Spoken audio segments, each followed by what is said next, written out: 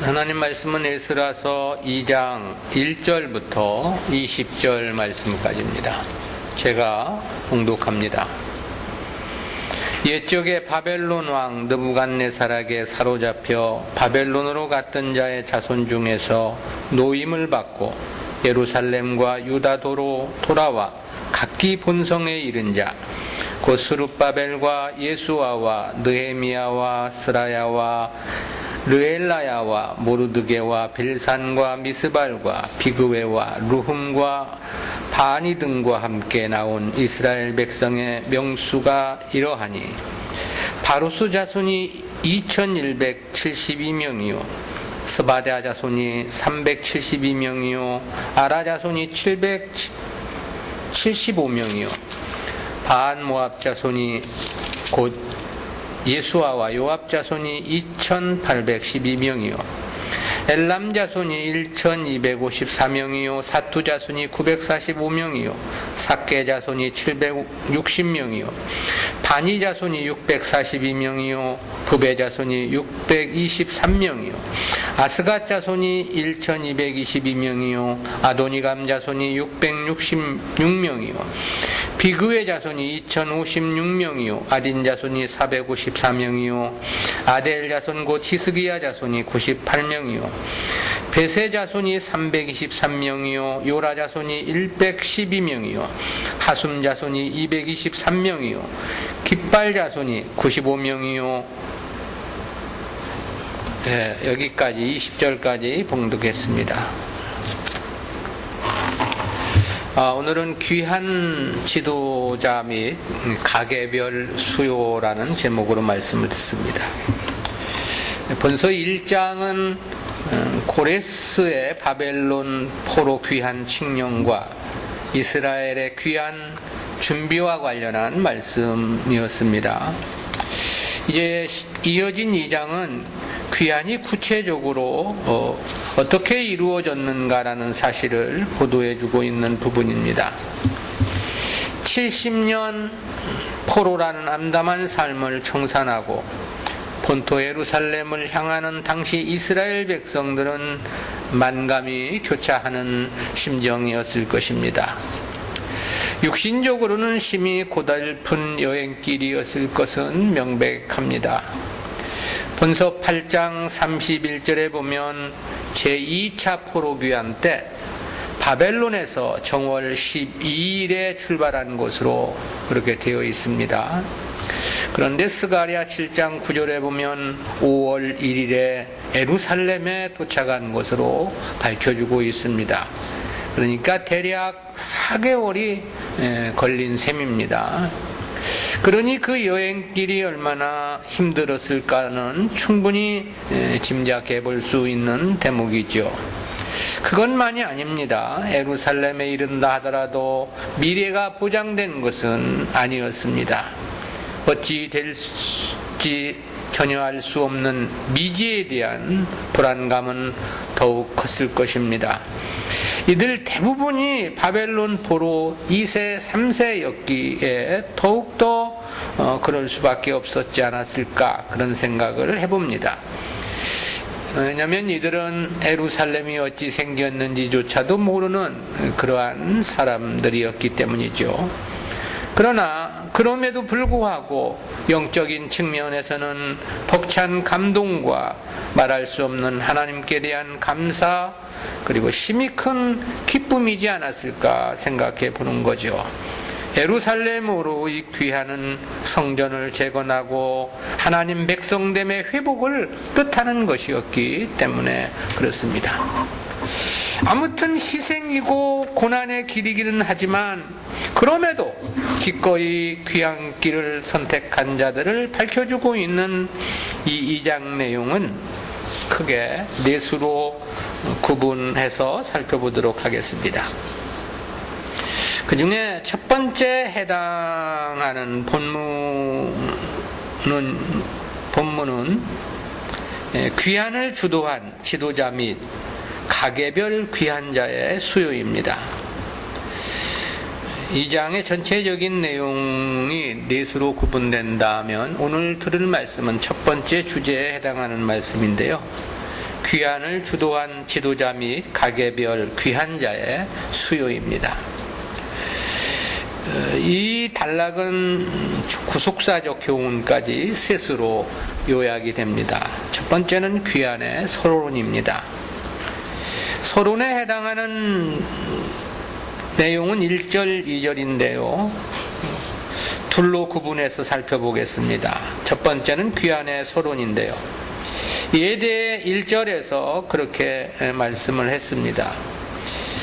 옛적에 바벨론 왕 느부갓네살에게 사로잡혀 바벨론으로 갔던 자의 자손 중에서 노임을 받고 예루살렘과 유다도로 돌아와 각기 본성에 이른 자. 1절은 당시 귀한 자들이 과거 느부갓네살에 의해 세 차례 포로되어 온 자들의 자손임을 밝힌 내용이죠. 느부갓네살은 BC 604년부터 562년까지 신바벨론 제국을 통치한 인물입니다. 당시 신바벨론 제국이 고대 근동의 실제적 패권국으로 부상한 것은 BC 605년입니다. 그 결정적 사건은 애국과 바벨론 간에 있었던 갈그미스 전투입니다. 이 전쟁의 승리의 주역이 느부갓네살이었습니다. 저는 그 전투 당시 아직은 왕은 아니었습니다. 태자의 신분으로 전쟁에 참전을 한 것인데요.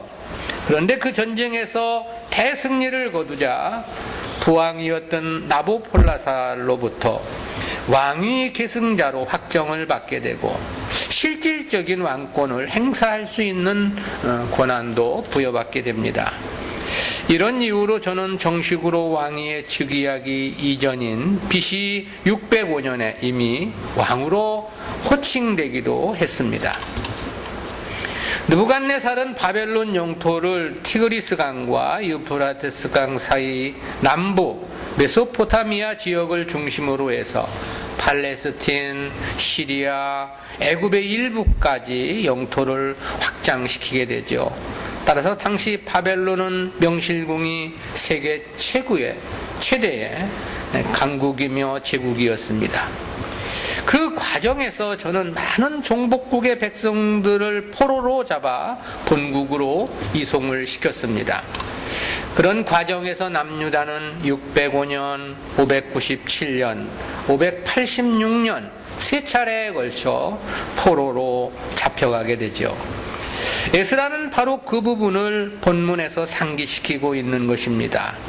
따라서 고레스의 귀한 칙령이 반포된 BC 538년을 기준으로 치면 남유다의 포로 기간은 길게는 70년, 짧게는 50년 정도가 되는 것입니다. 따라서 포로 귀환은 대부분 포로 2세나 3세를 중심으로 이루어졌을 것이 명백하고요. 포로된 당사자들은 거의 많은 사람들이 고인이 되었을 것이기 때문에 그렇습니다. 1절 중반절에서 사로잡혀 바벨론으로 갔던 자의 자손이라고 말하는 것은 바로 그런 뜻인 거죠. 그런데 에스라는 예루살렘과 유다를 한 나라나 국가로 그렇게 표기하지 않았습니다. 예루살렘과 유다도라고 그렇게 표기를 했는데요.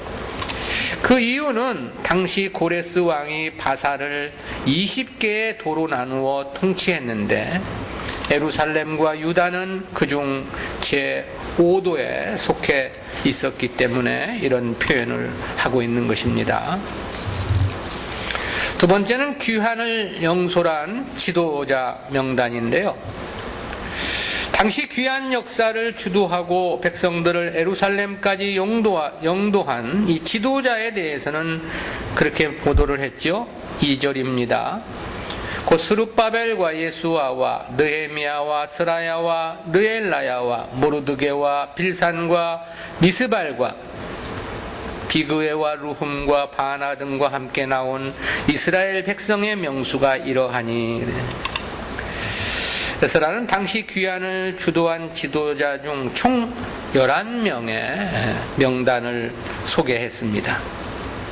그 가운데 첫 번째로 소개된 인물이 스룹바벨이죠. 이 스룹바벨은 바벨론의 자손 혹은 바벨론에서 태어난 자, 그런 의미도 있습니다. 저는 본서 3장 2절과 학개서 1장 1절, 마태복음 1장 12절, 그리고 누가복음 3장 27절에 보면 스알디엘의 아들로 소개되고 있죠. 스알디엘은 역대상 3장 19절에서 보면 남유다 19대 왕이었던 여호야긴의 장남으로 그렇게 소개되고 있습니다. 따라서 스룹바벨은 다윗의 후손임이 명백한 것입니다. 한편 대상 3장 19절에서는 스룹바벨이 스알디엘의 아들이 아니고 그의 동생인 부다야의 아들로 소개되고 있음이 발견이 되는데요. 이에 대해 학자들은 스알디엘이 자식이 없이 죽자 그의 동생인 부다야가 형의 아내와 계대 결혼을 해서 스룹바벨을 낳았기 때문으로 그렇게 이해합니다. 그렇다면 이스라엘의 법적 측면에서는 스룹바벨은 부다야가 아니라 스알디엘의 상속인이고 아들이 되게 되는 것이죠. 아무튼 저는 다윗의 후손이었고 고레스가 이를 감안해서 저를 포로 귀환 공동체의 지도자, 즉 총독으로 세웠던 것으로 사례됩니다. 유다의 총독으로 귀환을 책임지고 다스릴 지도자로 저가 발탁이 된 거죠. 한편 1장에서는 저의 이름을 세스바살로 표현을 했다가 이 2장부터는 스룹바벨로 호칭을 하고 있는데요. 그것은 저가 더 이상은 바벨론에서 지어준 세스바살이란 이름은 사용할 이유나 가치가 없었기 때문으로 보여집니다. 특히 이 세스바살이라는 이름은 바벨론식 이름이었기 때문에 그랬던 거죠. 두 번째 소개된 인물은 예수아입니다. 예수아는 여호수아라는 뜻인데요. 그래서 학개서나 스가랴서에서는 여호수아로 호칭되고 있습니다. 저는 포로 귀환 이후 재건된 예루살렘 성전에서 봉직한 최초의 제사장입니다. 그는 림나에서 느부갓네살에 의해 살해당한 제사장 스라야의 손자이고 여호사닥의 아들이었습니다. 그의 아버지 때에 바벨론의 포로로 끌려갔고 저는 그 이후 바벨론에서 출생해서 자란 인물입니다. 저는 귀환한 사람들과 힘을 합해 성전 제단을 만들었고 성전을 재건하는 일에 주동적인 역할을 하게 됨을 볼 수 있습니다. 한편 예수와 이후에 소개된 9명의 인물들은 각 지파의 족장들로 보여집니다. 그러나 본문 이후에 이들의 활동에 대한 구체적인 기록은 나타나지 않습니다.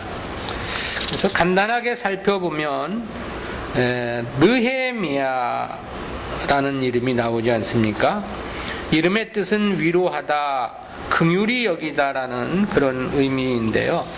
여호와께서 위로하셨다, 그런 뜻입니다. BC 444년 3차 포로 귀환의 주역이고 느헤미야서의 이 저자이었던 이 느헤미야와는 동명이인입니다. 그리고 그 다음에 스라야가 소개됐는데요. 그 이름의 뜻은 주권자가 되다, 권력을 쥐다라는 동사와 여호와라는 이름이 결합돼 가지고 여호와께서 주권자가 되셨다, 그런 뜻입니다. 본문과 병행 구절인 느헤미야 7장 7절에서는 아사랴로 이렇게 소개되고 있습니다.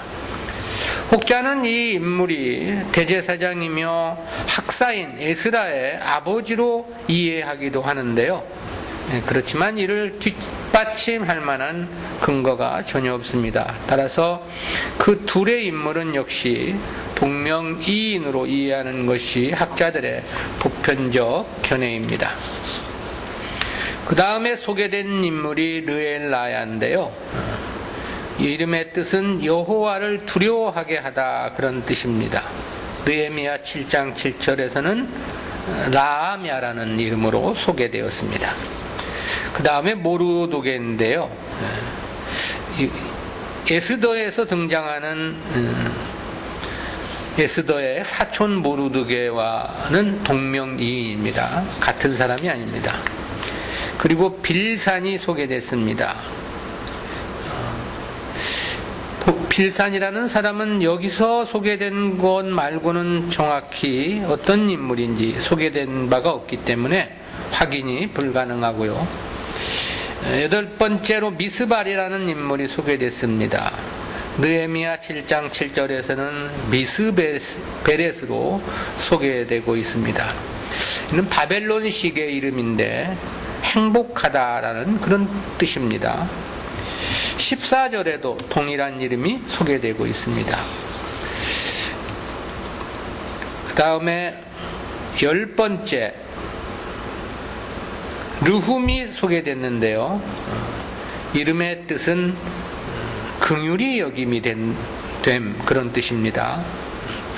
병행구절인 느헤미야 7장 7절에서는 르훔으로 기록되어 있고, 이 인물은 외경인 에스드라 1서에서는 로이모스로 그렇게 기록된 인물입니다.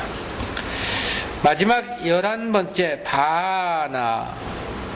바나인데요. 그의 이름의 뜻은 고통의 아들 혹은 고통 중에 있는 그런 뜻입니다. 병행구절인 느헤미야 7장 7절에서도 소개되고 있고, 외경인 에스드라 1서 5장 8절에서도 나옵니다. 이상의 11명은 스룹바벨 중심으로 당시 이스라엘 백성들의 실제적인 대표이고 지도자들로 소개되고 있는 거죠. 두 번째는 가계별 귀환자들의 수요인데요. 귀환을 주도한 지도자들의 이름을 소개한 에스라는 이어 3절부터 20절에서 가계별 귀환자들의 수요에 대해서 보도를 해주었습니다. 가계 수로는 총 19개 가문의 사람들이 소개되었습니다. 근데 여기서 소개된 가계 대표의 이름은 제2차 포로 귀환자들을 밝히고 있는 8장 1절부터 14절에서도 동일하게 등장을 하고 있고요. 또한 예루살렘 성곽 완성 후 이스라엘 자손들의 거주지를 재배치하는 내용이 기록된 10장에서도 이들의 이름이 등장하는 것을 볼 수 있습니다. 이 성곽이 완성된 시점은 BC 444년입니다. 따라서 2일차 포로 귀환 때와는 대략 90년 이상의 차이가 납니다. 그러므로 본서에서 소개되고 있는 이 19개 가문의 지도자는 당시 살아서 함께 귀환 대열에 오른 인물은 아닌 것으로 보여지죠. 그보다는 그 이전 저들의 조상의 이름을 사용한 것으로 추정이 됩니다. 그러나 여기에는 생소한 이름도 있고 이방식 이름들도 발견이 되는데요. 따라서 여기서 소개되고 있는 인물들이 구체적으로 어느 지파인지 정확한 그 족보를 추적하기는 불가능합니다. 그중 첫 번째 19개 가문 중에서 첫 번째 소개된 가문이 2장 3절에 보면 바로스 자손이 2172명이요 그랬습니다. 이 바로스가 언제 살았던 사람인지 또 어느 지파에 속한 사람인지는 확인 불가능합니다. 그러나 이들의 자손 가운데 귀환에 동참한 수는 다른 가계와 비교해 볼 때 그 수가 꽤 많습니다. 다른 가계의 수는 많아도 1000명을 약간 상회하는 정도입니다. 그런데 저의 자손들은 무려 2172명이라고 그랬습니다. 1차 귀환 가문 중에서는 6절에 바한-모압 자손을 빼놓고는 가장 많은 수가 귀환에 동참을 한 거죠. 본서 8장의 2차 포로귀환 때도 보면 스가냐 자손이라고도 불리는 바로스 자손의 귀환자는 다른 자손들보다 많은 150명으로 밝혀주고 있습니다. 그렇다는 것은 1차적으로 저들 자손이 다른 자손들에 비해 매우 번성한 것이 아니냐, 그런 생각을 해볼 수 있고요. 그러나 그보다 더 중요한 의미는 그 가문이 여호와 신앙이 매우 특심했다라는 사실은 명백해 보입니다.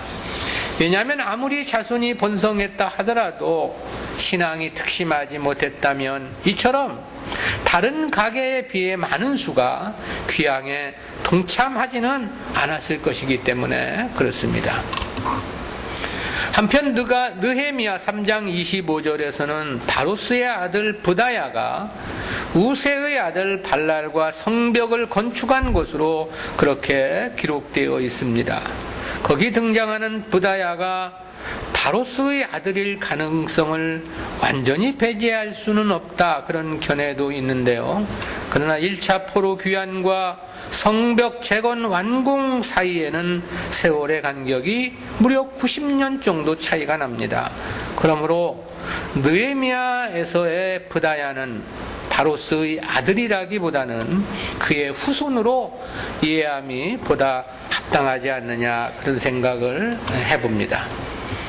그럼에도 이들 가운데 일부는 훗날 이방인을 아내로 취하기도 하죠. 이방에서의 관습을 완전히 떨쳐내지 못한 결과가 아니냐, 그런 생각을 해봅니다. 그러나 에스라의 이 개혁 조치 때 순종을 해서 이방인 아내들을 다 내어보내게 되고요. 그리고 느헤미야의 언약 갱신 때는 하나님의 율법대로 살기로 언약의 인을 쳐 맹세하기도 합니다. 세상은 언제나 성도들을 미혹하는 각양각색의 대상과 상황들이 있기 마련이죠. 따라서 신앙의 진정성을 지킨다는 것은 어느 시대나 마찬가지로 각별한 노력과 자기 성찰이 요구된다라는 생각을 해보게 됩니다. 두 번째는 스바랴 자손 372명이 소개됐고, 세 번째는 아라 자손 775명이 소개됐고, 그리고 네 번째는 2장 6절에 보면 반 모압 자손 곧 예수아와 요압 자손이 2812명이요 그랬습니다. 이 반 모압은 관리자라는 뜻입니다. 이로보아 반 모압 자손들의 조상은 모압 지역의 관리였을 것으로 추측을 하기도 하고요. 이 가문은 19가문 중에 가장 많은 사람들이 귀환에 동참을 한 것입니다. 그렇다는 것은 역시 이들 가문의 본성을 1차적으로 말할 수 있겠습니다. 그리고 신앙적 측면에서도 이들이 가장 우수한 가문이 아니겠느냐, 그런 생각을 해보게 되고요. 당시 예루살렘으로의 귀환은 하나님의 뜻의 성취 과정이었습니다. 그러므로 이는 하나님의 역사의 순종을 넘어서서 하나님께서 이루어 가시는 구속사에 동참하는 영광스러운 일이기도 했습니다. 그러나 육신적으로는 크나큰 희생이며 고난의 길이었던 거죠. 그러기에 많은 사람들이 귀환을 주저하고 동참하지 않았던 것입니다. 그럼에도 이 가문이 가장 많은 수요가 귀환에 동참을 했다는 것은 무엇보다 저들의 신앙의 일면을 비춰주고 있는 간음자가 아니냐라는 것입니다. 주를 위한 자기 희생과 고난의 동참은 진정한 신앙이 아니고서는 불가능한 일이기 때문에 그렇습니다. 그렇지만 그럼에도 불구하고 이곳 가문 중에도 일부는 훗날 이방인 아내를 취하기도 했고요. 그러나 역시 에스라의 개혁 조치에 따라 아내들을 내어보냈고, 또 느헤미야 갱신 때에는 율법대로 살 것에 대한 맹세로 언약에 인을 치기도 했습니다. 한편 예수아와 요압은 반모압 자손을 구성했던 두 계파인 것으로 보입니다.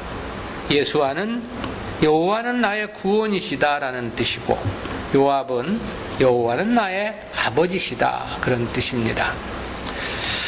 다섯 번째로는 엘람 자손 1254명이 소개됐고, 여섯 번째로는 삿두 자손 945명이 소개됐고, 일곱 번째로는 삭개 자손 760명이 소개됐고, 여덟 번째로는 바니 자손 642명이 소개됐고,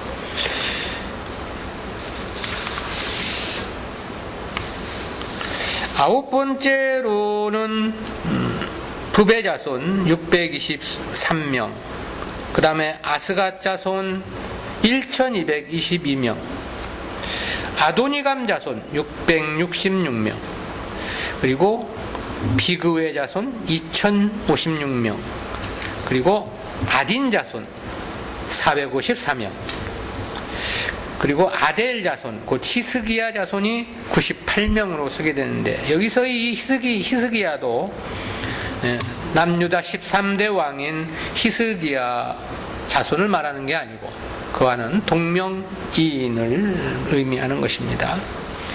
그리고 베세 자손이 323명, 요라 자손이 112명, 그리고 아숨 자손이 223명, 그리고 깃발 자손이 95명 그랬습니다. 여기서 마지막에 소개된 깃발의 이름의 의미는 강하다, 뛰어나다라는 단어에서 유래를 해가지고 용사 혹은 크다라는 의미를 가진 이름입니다. 병행구절인 느헤미야 7장 25절에서는 기브온이라는 지명으로 나타나기도 하는데요. 때문에 더러 이를 기브온으로 번역을 하기도 합니다. 그러나 꼭 그렇게 고쳐 읽을 만한 사본상의 증거는 없습니다. 이 가문은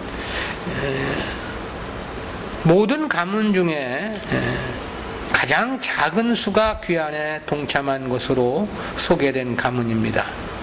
히스기야 가문보다 3명이 적어가지고 가장 작은 수가 귀환에 동참을 한 것입니다.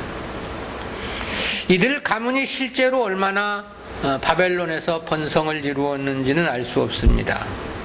만약 많은 사람들 중 이들만이 귀환 대열에 합류를 했다면 개인적인 측면에서 보면 이들 신앙 역시 특별한 의미가 부여되겠다, 그런 생각을 해봅니다. 대다수 가문의 사람들이 귀환을 포기했음에도 소수가 이 길을 선택했다면 그만큼 이들의 신앙은 각별함을 나타내기 때문입니다. 족벌 중심 사회에서 이들은 가족보다 하나님의 뜻을 더 우선시하고 존중히 여긴 사람들이기 때문에 그렇습니다. 이상의 총 가문의 자손들 수는 15,604명이 됩니다. 우리는 이러한 말씀에서 성도는 자신이 언약 백성이라는 인식을 잃어서는 안 된다는 교훈을 먼저 생각해 보게 됩니다. 그것은 1절에서 예루살렘과 유다도로 돌아와 각기 본성에 이른 자라고 할 때 이 돌아와로 번역된 히브리어의 문자적 의미를 통해서 생각해 보는 교훈입니다. 여기서 이 돌아와로 번역된 히브리어 와이 야수브라는 단어는요, 구약 성경에서 무려 1050번이나 사용되어 가지고 5번째로 사용 빈도수가 많은 단어입니다. 그런데 이 단어는 사용 빈도수만 많은 것이 아니고 그 의미도 10가지가 넘는 다양한 뜻을 갖고 있습니다. 대표적으로는 물리적 이동이나 행위의 반복, 또는 하나님과의 관계에서 돌이킴을 나타낼 때 사용되는 단어입니다. 이 본문에서는 하나님과의 관계를 염두에 둔 표현이라고 할 수 있습니다. 물론 물리적 이동이라는 의미도 내재되어 있는 것은 명백하죠. 그것은 바벨론에서 예루살렘으로의 이주는 실제 실행된 역사이기 때문에 그렇습니다. 그렇지만 당시의 귀환은 물리적 이동이란 측면보다도 더 중요한 문제가 있었죠. 그것이 언약 백성의 회복입니다. 특히 선지서에서 이 슈브라는 단어는 자신의 죄를 회개하고 하나님께로 돌아감을 나타낼 때 주로 사용이 되었습니다. 실제 하나님의 뜻도 단순히 육신적 이스라엘의 회복을 목적하시는 것은 아닙니다.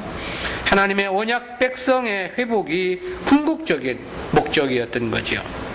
다시 말하면 자신들의 죄로 인하여 하나님과 깨어진 관계를 정상으로 회복시키고자 함이 귀환의 진정한 목적이었다라는 거죠.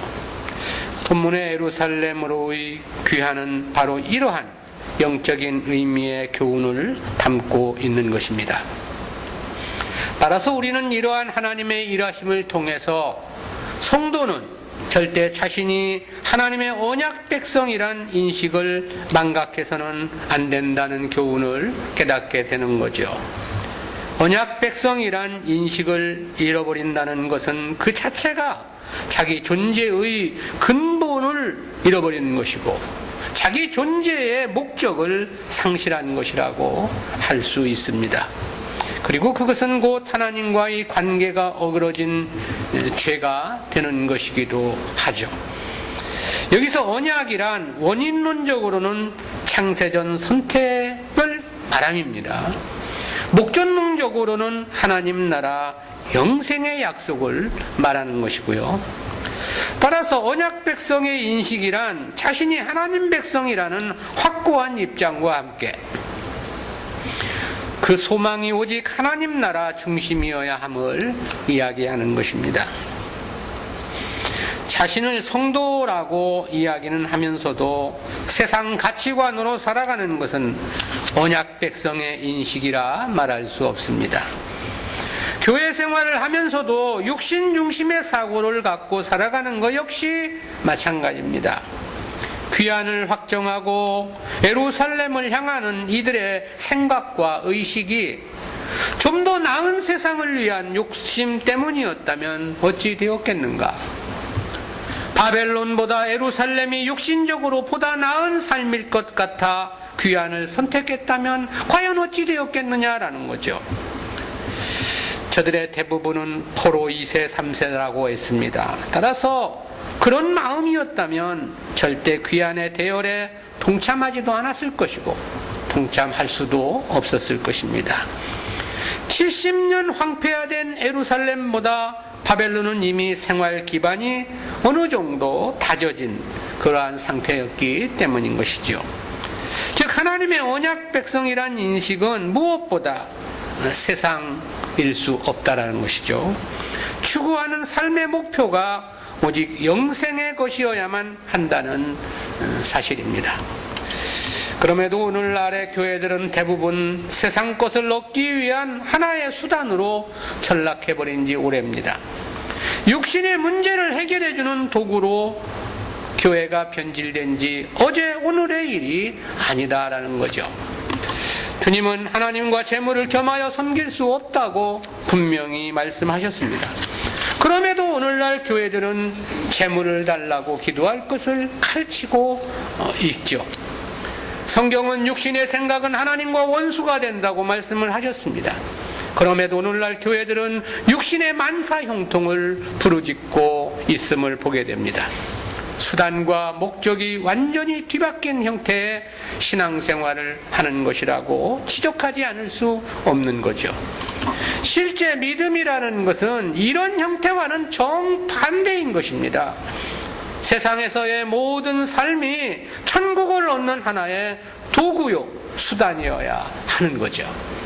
육신의 삶 자체를 하나님의 뜻을 순종하고 주님 섬김을 가장 큰 의미로 생각해야 하는 것입니다.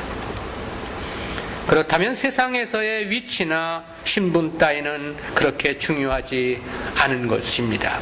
출세의 유무, 재물의 유무 역시 중요한 것이 아닙니다.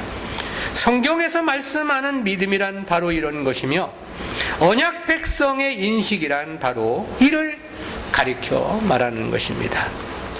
그러기에 히브리서 기자는 믿음의 선진들이 과연 어떻게 살았는가에 대해서 그렇게 증언을 해주기도 했죠.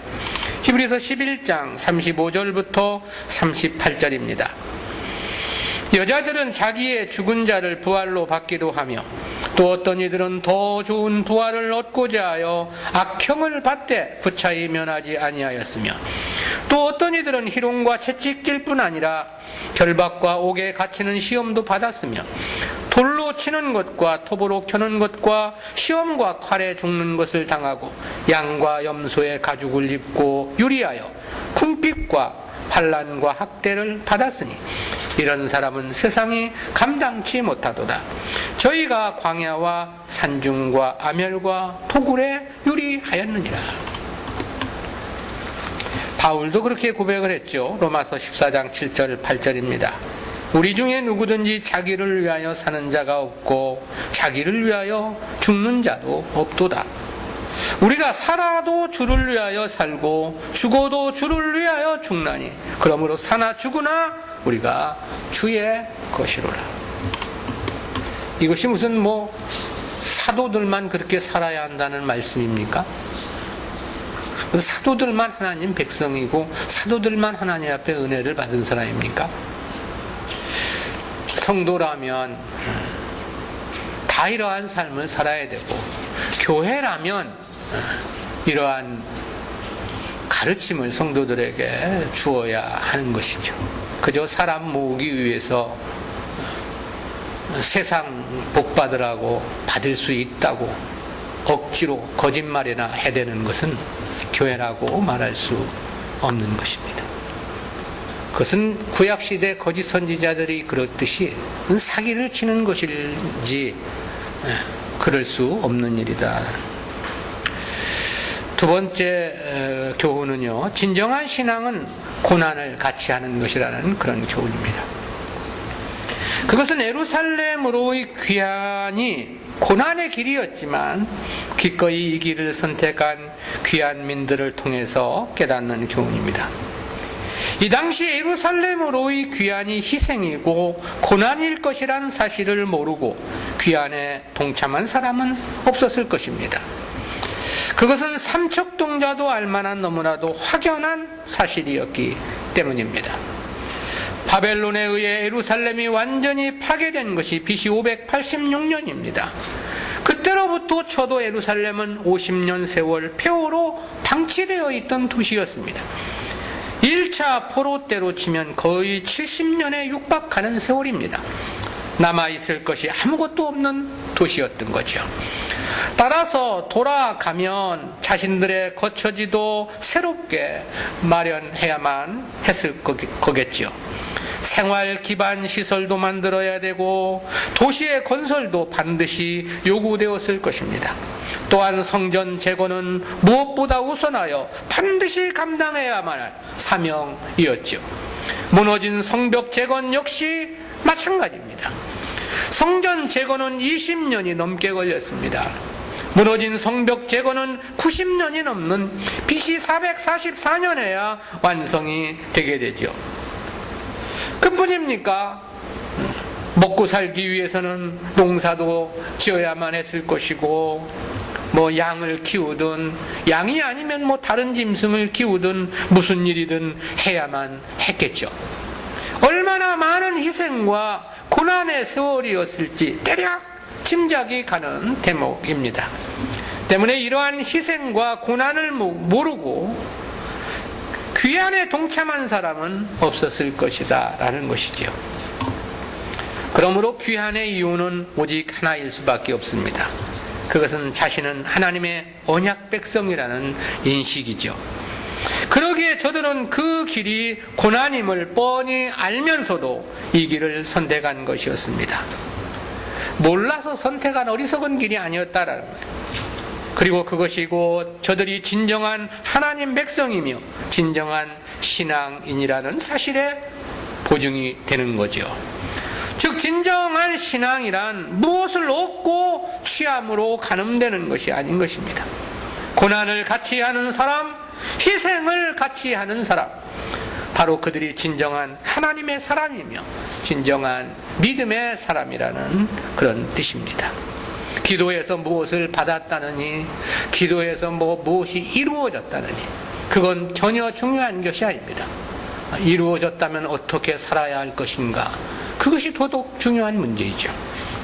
우리는 과연 무엇 때문에 주님의 이름을 부르고 있는지 우리 스스로들을 살펴봐야 합니다. 나는 왜 교회 생활을 하고 있는 것인지 냉철하고도 지극히 객관적인 판단을 해보아야 합니다. 누구이든 그 신앙의 동기와 목적은 옳고 그름, 정상과 비정상의 절대적인 가늠자가 되기 때문에 그렇습니다. 잘못됐다면 고쳐야 되겠죠. 자기를 살피지 않고는 그 길은 불가능하기에 우리는 끊임없이 우리들의 생각, 우리들의 마음가짐 살펴야 하는 거죠. 기도합니다. 사랑의 하나님, 은혜를 감사합니다.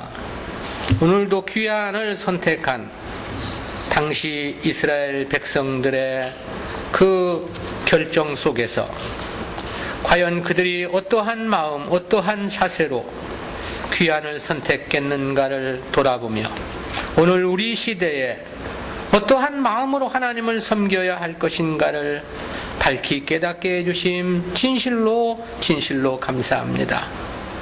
수많은 어려움이 기다리고 있었지만 하나님의 백성이라는, 언약 백성이라는 인식 때문에 그 고난을 감내하고자 기꺼이 귀한 대월에 동참한 이들처럼 오늘 우리들도 하나님의 뜻을 위해 주님의 영광, 주님께서 맡겨주신 역사에 순응하고 그 역사를 위해 드려지며 희생하기 위해 주님을 찾고 주님의 이름을 부르는 우리들의 진정한 신앙이기를 간절한 마음으로 빌고 소원합니다. 나의 영광, 나의 유익을 위해 주님을 부름이 아니라 하나님의 받은 바 은혜가 크기에 주님의 영광을 위해서 무엇을 드려 주님을 위해 살아갈 것인가를 고민하고 생각하는 저희들의 믿음의 삶이 되어질 수 있도록 은혜 베풀어 주옵소서. 감사드리옵고 예수님의 이름으로 기도드리옵나이다. 아멘.